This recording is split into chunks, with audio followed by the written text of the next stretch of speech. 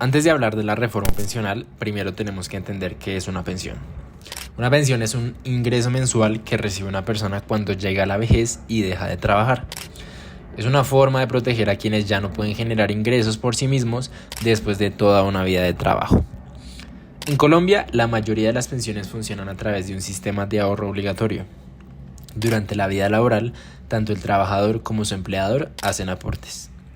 Y si la persona cumple con los requisitos de edad y semanas cotizadas, pueden recibir una pensión cuando se jubile. Suena bien, pero en la práctica no funciona para todos. Hoy, solo 1 de cada 4 personas en edad de pensión realmente se pensiona.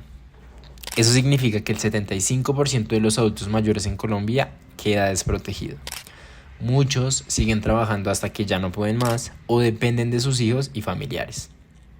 A esto se suma otro problema. El sistema estaba entregando subsidios a personas de altos ingresos mientras excluía a quienes más los necesitaban. Por eso, en 2023, el Congreso aprobó una reforma pensional que busca cambiar las reglas del juego. Promete ampliar la cobertura, corregir la injusticia en los subsidios y garantizar una vejez más digna para millones de colombianos. ¿Pero realmente lo logra? ¿Soluciona el problema de fondo o solo lo transforma en uno diferente?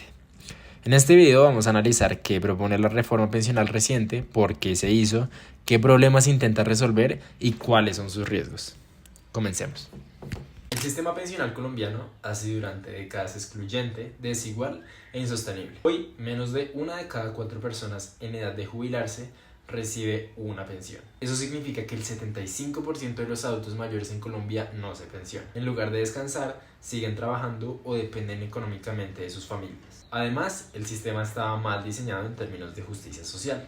Según datos analizados en el capítulo 21 del libro base del curso, más del 90% de las pensiones iba dirigido a personas que no eran pobres. Es decir, se estaban entregando subsidios a quienes menos lo necesitaban y no a los sectores más vulnerables. Ahora bien, desde la economía el problema era aún más profundo.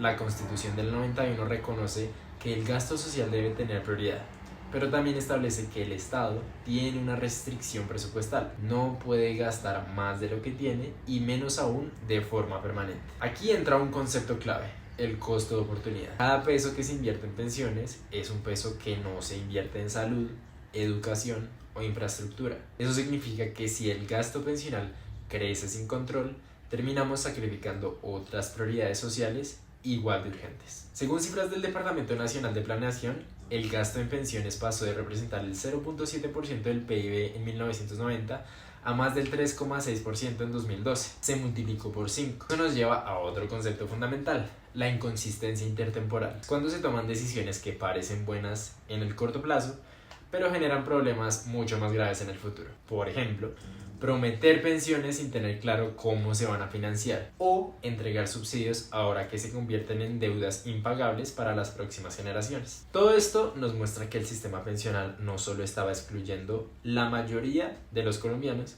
sino que además estaba poniendo en riesgo la sostenibilidad financiera del país. Por eso el país necesitaba una reforma, una que aumentara la cobertura, que hiciera el sistema más justo y que no condenara al Estado a una crisis fiscal en el futuro. La gran pregunta es: ¿la reforma pensional reciente logra eso? Eso es lo que analizaremos en la siguiente parte. Ante un sistema excluyente, desigual e insostenible, el gobierno propuso una nueva reforma pensional que fue aprobada en el 2023. El cambio principal: pasar de un sistema dual, donde coexisten Colpensiones y los fondos privados, a un modelo de pilares que busca ampliar la cobertura y redistribuir los subsidios. Primero tenemos al pilar solidario. Cubre a adultos mayores en pobreza extrema que nunca cotizaron.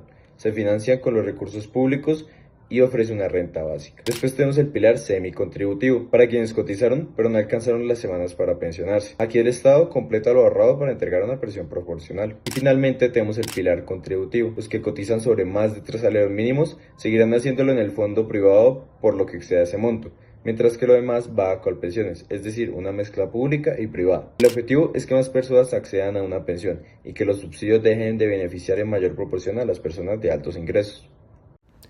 ¿Qué busca la reforma? Primero, ampliar la cobertura pensional. Actualmente solo 1 de cada 4 adultos mayores tiene pensión. La reforma busca que esa proporción aumente al 50% en los próximos años. Segundo, reducir los subsidios regresivos. Como ya vimos en la parte 1, el 93% del gasto en pensiones beneficiaba a personas no pobres. El modelo de pilares intenta corregir eso. Tercero, crear sostenibilidad fiscal. Al organizar los flujos de cotización y limitar los subsidios altos, se espera reducir la pensión futura sobre el presupuesto nacional. ¿Qué conexión tiene la reforma con la Constitución de 1991? La Constitución establece que la seguridad es un derecho y un servicio público obligatorio, estipulado en el artículo 48, pero también señala que el endeudamiento debe respetar la capacidad de pago del Estado, estipulado en el artículo 364. Es decir, debe haber un equilibrio entre ampliar derechos y garantizar su financiación a largo plazo. Pero que la reforma tiene objetivos loables no está libre de cuestionamientos. ¿Será suficiente para garantizar la sostenibilidad? ¿Realmente va a reducir las desigualdades? ¿O estamos trasladando el problema a las próximas generaciones? Eso lo exploraremos en la siguiente parte. Ahora hablemos de las principales fallas de la reforma pensional. En primer lugar, como problemática, encontramos el aumento indiscriminado del salario mínimo. Eso significa que no se tiene en cuenta la tasa de variación del país, lo que significa que es bastante complicado para las personas colombianas mantenerse en esta economía, porque el incremento de su salario no es lo mismo del incremento de la canasta familiar. Para el 2024, el incremento del salario mínimo fue del 16%. Y para el 2025 fue del 9.5%. La segunda problemática de esta reforma es la disminución del horario laboral.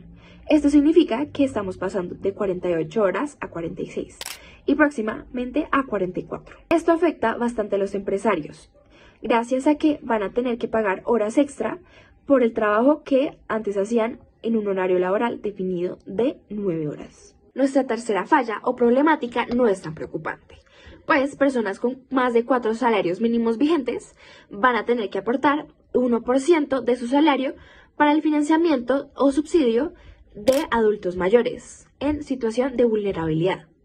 Este subsidio es equivalente a 223.800 pesos. En cuarto lugar, encontramos la reducción gubernamental a las pensiones altas. El Estado planea entregarle 3 salarios mínimos vigentes máximo a las personas independientemente de su aporte a su fondo pensional. ¿Cuáles son los 3 riesgos más importantes de realizar esta reforma?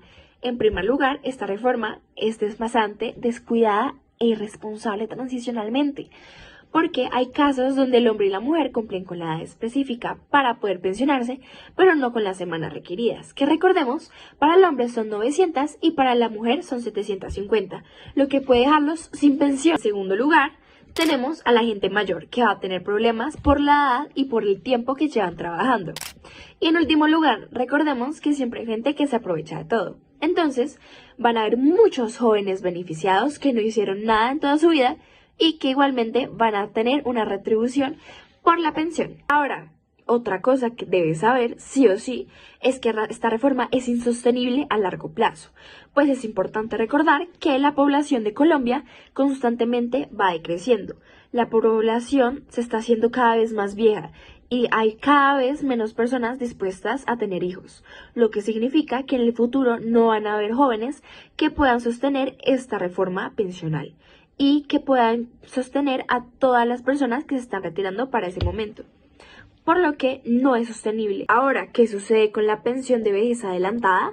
Bueno, se va a ver bastante complicada para las personas que quieran realizarla, porque van a tener que trabajar mucho tiempo más de lo esperado y van a tener que esforzarse demasiado para poder conseguir esto. Es importante recordar que hasta que no cumpla los requisitos no vas a poder pensionarte apropiadamente, o por lo menos vas a tener muchos líos si lo intentas. Además de que esta reforma no va a apoyar completamente al adulto mayor, gracias a las normas estipuladas previamente. Una reforma pensional no se mide solo por su aprobación, sino por su implementación, sostenibilidad y resultados concretos para la gente. Y ese es el verdadero reto, lograr que el nuevo sistema realmente funcione, que sea justo y que no reviente financieramente en 10 o 20 años. Un reto operativo es que Colpensiones deberá absorber a millones de nuevos afiliados y garantizar un servicio eficiente, confiable y transparente. Esto exige la transformación digital, el talento humano y el control institucional. No basta solo con cambiar las reglas sobre el papel, sino tomar acciones mucho más contundentes. Otro reto es mejorar la focalización del gasto. Como lo muestra el capítulo 21, Asignar más recursos no garantiza mayor justicia social, si no se llega a quienes realmente lo necesitan. Por ello, debemos evitar repetir los mismos errores del pasado, como los subsidios regresivos, la exclusión de los más vulnerables y esa rigidez institucional. Respecto a la sostenibilidad fiscal, no puede seguir siendo un deseo. Necesitamos políticas que miren el largo plazo y no se queden en el ciclo electoral. Las decisiones fiscales deben respetar la restricción del presupuesto intertemporal, tal como lo exige la Constitución en su artículo 364. Y por último, los retos sociales y políticos. ¿Cómo garantizar que las próximas generaciones también tengan derecho a pensionarse? ¿Cómo blindar el sistema de intereses políticos cortoplacistas? Estos retos nos obligan a algo mucho más profundo, construir ciudadanía fiscal, donde todos entendamos que los derechos cuestan y que para sostenerlos se necesita de responsabilidad colectiva. La Constitución de 1991 establece que la seguridad social es un derecho fundamental, pero también dejó claro que este derecho debe ser financiado con responsabilidad. La reforma pensional reciente es un paso hacia una Colombia mucho más justa, pero un paso que solo será firme si lo acompaña una política económica sana, transparente y muy comprometida con el bienestar de hoy y del mañana. Muchas gracias.